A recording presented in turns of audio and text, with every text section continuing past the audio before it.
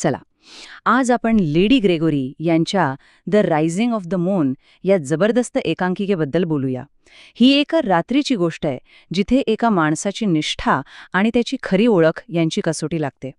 तर या कथेचा हिरो आहे एक सार्जंट, एकदम कडक, कायद्याचा पक्का शिपाई. त्याचं आयुष्य म्हणजे त्याचा गणवेश आणि त्याचं कर्तव्य, असं आपल्याला सुरुवातीला वाटतं. आणि हाच या नाटकाचा खरा आत्मा आहे. विचार करा, काय होतं जेव्हा आपलं काम, आपली नोकरी, आपल्या खऱ्या ओळखीसमोर, आपल्या मुळांसमोर उभी ठाकते. माणूस काय निवडतो, हाच प्रश्न या कथेच्या केंद्रस्थानी आहे. कथेची सुरुवात होते एका शांत बंदरावर. कल्पना करा, चंद्राचा प्रकाश पसरलाय आणि अशा गूढ वातावरणात सार्जंट आणि त्याचे साथीदार एका फरार झालेल्या राष्ट्रवादी कैद्याला शोधत आहेत. सगळीकडे एकदम तणावपूर्ण शांतता आहे. आणि हा शोध काही साधासुद्धा नाहीये, कारण बक्षीस आहे तब्बल 100 पाऊंड. त्या काळात ही रक्कम म्हणजे खूप मोठी गोष्ट होती. म्हणजे या कर्तव्यामागे फक्त निष्ठा नाही, तर एक मोठं आर्थिक कारण सुद्धा आहे. इथे साजनच्या डोक्यात काय सुरू आहे हे अगदी स्पष्ट दिसतं. त्याला 100 पाऊंड हवे आहेत आणि प्रमोशन पक्क हवंय. साहजिकच आहे, त्याच्या कुटुंबाच्या भविष्यासाठी हे महत्वाचं आहे. त्याची प्रेरणा पूर्णपणे व्यावसायिक आहे. पण मग त्याचे साथीदार निघून जातात आणि सार्जंट त्या बंदरावर अगदी एकटा पडतो. आणि इथूनच तर खरी गोष्ट सुरू होते. हा एकांतच एका अशा भेटीची तयारी करतो जी सगळं काही बदलून टाकणार आहे. आणि त्याच शांततेत अचानक एक अनोळखी गाणी गाणारा माणूस तिथे येतो. त्याचं येणं म्हणजे सार्जंटच्या शांत पहारेदारीत आलेलं एक अनपेक्षित विघ्नच होतं. सार्जंटची पहिली प्रतिक्रिया काय? अरे चल हट इथून.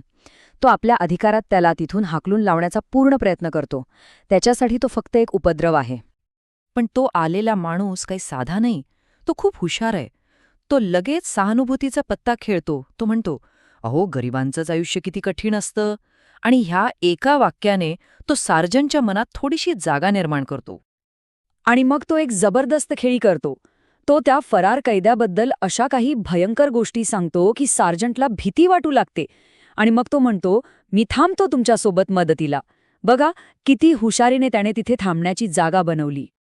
इथून पुढे गोष्ट एक वेगळंच वळण घेते. तो अनोळखी माणूस संगीताचा वापर करतो आणि सार्जंटच्या आत कुठेतरी खोलवर लपलेल्या भावनांना हळूहळू जाग करायला लागतो. सार्जंटचा तो कडकपणा आता वितळायला सुरुवात होते. त्या तणावपूर्ण वातावरणात संगीताचे सूर घुमतात. तो माणूस एक जुनं राष्ट्रवादी गाणं गायला लागतो. हे फक्त एक गाणं नसतं, तो एक धागा असतो जो सार्जंटला त्याच्या विसरलेल्या भूतकाळाशी जोडतो. आणि हा आहे तो क्षण जिथे सगळं काही बदलतं. तो माणूस गाण्यातली एक ओळ चुकवतो आणि सार्जंट नकळतपणे त्याला बरोबर करतो. त्या एका क्षणात त्याचा गणवेश कुठेतरी मागे पडतो आणि त्याच्यातला खरा आयरिश माणूस जागा होतो. आणि ही काही साधीसुधी गाणी नव्हती. ग्रॅनवले, the green on the cape, ही ती गाणी होती जी त्यांच्या रक्तात होती, त्यांच्या समान इतिहासाची, त्यांच्या मातीची ओळख होती. या क्षणापासून सार्जंटच्या मनात एक वादळ सुरू होतं. तो कायद्याचा रक्षक आता स्वतःला त्या कायद्याच्या पलीकडे असलेल्या माणसाच्या जागी बघायला लागतो. कायदा विरुद्ध देशप्रेम असा हा संघर्ष आहे. तो अनोळखी माणूस त्याला म्हणतो, आज तो अडचणीत आहे, उद्या कदाचित तू असशील.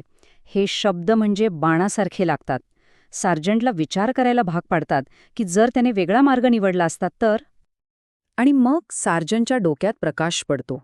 तो विचार करतो, अरे हो, आज मी या बाजूला आहे, पण परिस्थिती वेगळी असती तर कदाचित मी सुद्धा तुरुंग तोडून असाच अंधारात लपत फिरत असतो. कायदा पाळणारा आणि तोडणारा यातली रेषाच पुसली जाते. म्हणजे बघा सार्जंटची अवस्था कशी झालीय. एका बाजूला आहे त्याची नोकरी, त्याचं कुटुंब, त्याचं वर्तमान, आणि दुसऱ्या बाजूला आहे त्याचा देश, त्याचा अभिमान, त्याचा भूतकाळ. तो आता पूर्णपणे विभागला गेलाय.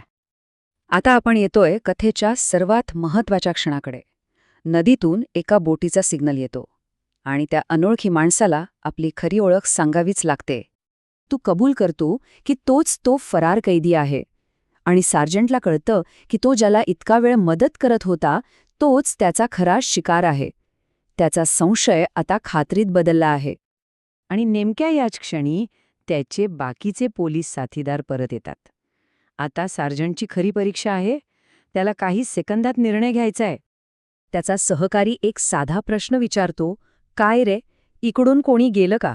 अगदी साधा प्रश्न, पण ह्याच्या उत्तरावर 2 आयुष्य अवलंबून आहेत. सार्जंट एक क्षण थांबतो आणि म्हणतो, कोणी नाही. फक्त 2 शब्द. पण या 2 शब्दांत त्याने आपलं कर्तव्य नाकारून आपल्या आतल्या आवाजाला, आपल्या देशबांधवाला निवडलं होतं. ठीक आहे, सार्जंटने निर्णय तर घेतला, पण प्रत्येक निर्णयाची एक किंमत असते. आता तो एकटाच त्या बंदरावर उभा आहे आणि विचार करतोय की त्याने जे केलं ते बरोबर होतं की चूक. त्याने 100 पाऊंड गमावले, बढतीची संधी गमावली.